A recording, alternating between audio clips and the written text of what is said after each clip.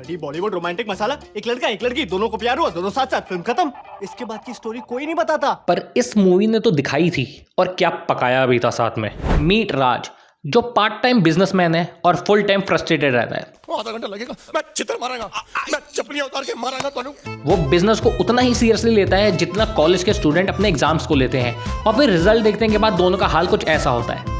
इस मूवी में है प्रिया, जो वैसे तो प्रिया ग्रीस की रहने वाली है, वहीं पैदा हुई और वहीं बड़ी हुई। और उसको हिंदी काफी अच्छे से बोलने आती है। और पता है राज, उस घर के किनारे खूबसूरत सी झील थी। वरना फॉरेनर्स तो हिंदी कुछ ऐसे बोलते हैं। नमस्ते, मेरा नाम यूजीन है, आपसे मिलकर खुशी हुई। ये दोनों मिलते हैं हाईवे पे, जहाँ प्रिया राज के ट्रक को ओवरटेक करने में लगी है, वो भी एक नो ओवरटेकिंग जोन के अंदर। और खुद की गलती होने के बाद भी वही गुस्से में। लड़कियां अपनी गलती मान ले, ऐसा कभी हुआ है क्या? ये इतना बोल रही है कि इवन कार इज लाइक राज आए अपने दोस्त की शादी अटेंड करने। ये तो वही है ना जो अम्मा जी बन के आती थी सीरियल में। लगता है यहाँ पे शादी करने के बाद ज्यादा खड़ूस हो गई थी, पर यहाँ पे उसको दिखती है प्रिया एंड ही इज लाइक, तेरी सेटिंग तो हो गई, मेरी भी करा दे। पर प्रिया को अपनी गलती का एहसास है, इसलिए वो राज के साथ मुंबई वापस जाने के लिए रेडी है। सेकंड मीटिंग के अंदर ही लॉन्ग ड्राइव के लिए मना लिया।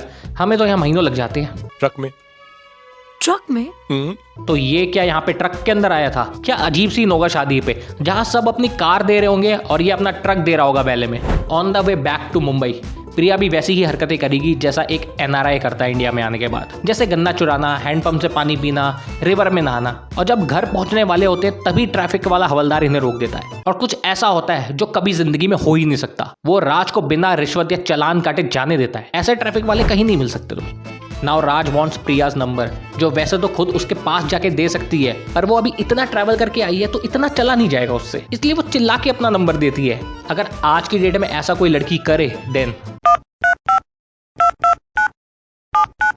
क्या वासीना आ गई? वो आई और नहाने भी चली गई। अभी जाकर बताती हूँ। आप मत जाइए, मैं उससे जाके सरप्राइज भाई, अगर तू ऐसे टाइम पे गया तो वो सरप्राइज नहीं, क्राइम पेट्रोल का नेक्स्ट एपिसोड बन जाएगा। पर नंबर खोने के बाद राज उसको ढूंढने के लिए वही करता है जो आज के इन्फ्लुएंसर करते हैं, जगह जगह जाके डांस करते हैं और ट्रैफिक जैम लगा देते हैं। ऑल्सो ये बाकी के लोग अपना काम छोड़ के इसकी हेल्प करने क्यों निकले हुए? इतने बिल्ले हैं क्या? तुम मुझे 20 दिन से ढूंढ रहे हो राज। हर जगह, सुबह शाम रात दोपहर, पर तुम मिल तो गई। हाँ, बिजनेस की फिक्र तो है ही नहीं, उसके बाद लॉस में नहीं जाएगा तो क्या होगा? अरे ऐसा क्या काम आ गया जो तुम्हारे बिना नहीं हो सकता? मेरी सगाई होने वाली है राज। या तो अब शादी की न्यूज मिली है तो वो सुन के उसको विश करेगा और अपने घर चले जाएगा, राइट? मुझे जाना है, तुम्हें कहीं छोड़ दूं? छोड़ तो दिया। अबे ये तो उसको ही इमोशनल करने पे लगा है। डूड यू लाइक हर, वो नहीं करती। पर ये बात लड़कों को तो कभी समझ आती नहीं है, इसलिए वो भी प्रिया के पीछे अब एथेंस जा रहा है। और ये सिर्फ मूवी में ही हो सकता है कि एक ही दिन में तुम्हें वीजा और टिकट मिल जाए, वरना यहाँ जो ट्रिप की प्लानिंग होती है वो भी टिकट की प्राइसिंग देखने के बाद ही होती है। मैं गई सब्सिडी। अरे क्या भाड़ में गई सब्सिडरी? बिजनेस ऐसा होता है क्या? मनु भाई, मुझे नहीं मालूम बिजनेस कैसे होता। या राइट, तभी बिजनेस पे ताले लगाने वाली हालत थी। सब ऑफिस सब दिख जाएगा। वो कोशिश करना चाहता है कि प्रिया मान जाए और उससे शादी कर ले, इसलिए तो हर रोज सुबह तुम्हें गाना सुनाकर उठाऊंगा और रात को लोरी सुनाकर सुलाऊंगा। मैं होम्योपैथी भी जानता हूँ। नजला, जुकाम, खांसी, बुखार ये सब कभी नहीं होगा। तुम्हारी छोटी मोटी बीमारियां तो मैं यूं ही ठीक कर दूंगा घर में। शादी के बाद एक वक्त का खाना मैं बनाऊंगा, और देखो बच्चों का ख्याल भी मैं ही रखूंगा। I am very good with kids. उस वक्त तुम्हारा बिजनेस कहाँ गया था जब तुम मेरे पीछे पीछे ग्रीस तक चले आए थे? अरे प्रिया, तब तो प्यार का मामला था ना। प्यार का मामला था? या। तो अब कहाँ गया तुम्हारा प्यार? अब तो शादी हो गई ना। What?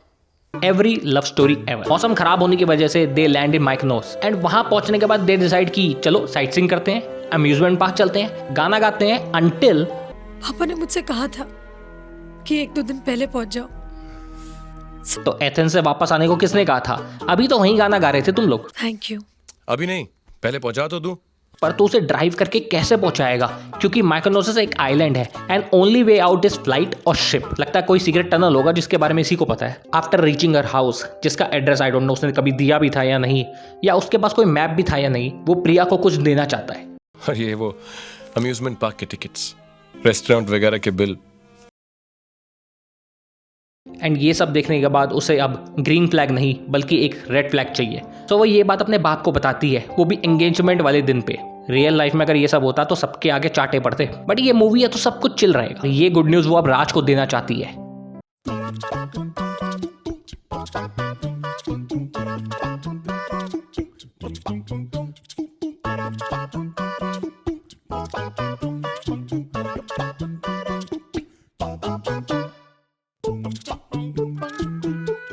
ये सब हो जाए तो उठा देना। दे आर मैरिड नाउ, सो प्रिया अब फाइनली देखेगी राज का घर।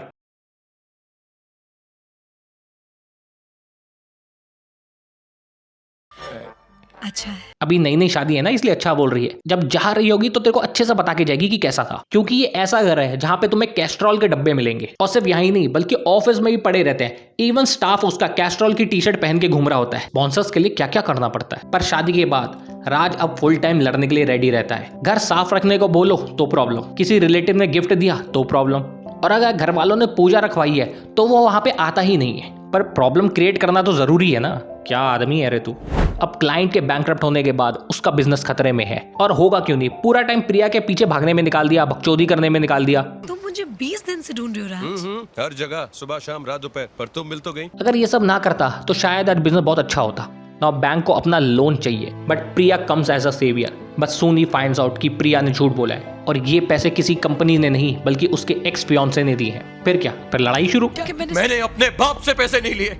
थोड़े टाइम पहले तो तूने कहा था। इतना पहले ही आप दे चुके हैं। तो उसने क्या दिया था, दिलासा। भगवान क्या घटिया टाइमिंग है इसकी। अब राज की शादी कराने की ओवर एक्टिंग देखने के बाद प्रिया इज लाइक, अच्छा है सामने सलमान भाई नहीं थे। Now they are separated. But India में दूसरों की लाइफ में घुसने वाले बहुत ज्यादा लोग हैं। क्या दोनों में से किसी का फॉल्ट नहीं है? दोनों खाली फोकट अलग हो गए। अंकल, जब दूसरों की लाइफ का ना पता हो ना तो ज्ञान नहीं चाहिए। Now they both are sad, क्योंकि लाइफ में कुछ हैपनिंग नहीं हो रहा। इसलिए राज फिर से लड़ने के लिए उसके घर जाता है, वो भी ड्रंक होके। एंड सोसाइटी के आगे इतना ड्रामा देखने के बाद Priya is like, I am going. Raj उसे रोकने की कोशिश करता है, but she is not convinced. और प्लेन में बैठते ही शी इज लाइक, बिना कलेश के तो जीवन अच्छा लगेगा नहीं। So she leaves the plane. और ये सब देख के उसका बाप कहता है, कभी तो टाइम से डिसीजन ले लिया कर, हमेशा मेरा खर्चा करवा देती है और फिर एंड में काट देती है। Now Raj and Priya are back together and they started fighting again. अरे भाई, इनका कुछ नहीं हो सकता। और मैं याद दिला दूं, इनकी शादी को सिर्फ 1 साल ही हुआ है। पता नहीं जिंदगी भर कैसे झेलेंगे। अगर कुछ कुछ होता है में रानी नहीं मरती तो एंडिंग यही होती। बस अंजलि को लेटेस्ट की जगह चाइल्डहुड ट्रॉमा मिला होता।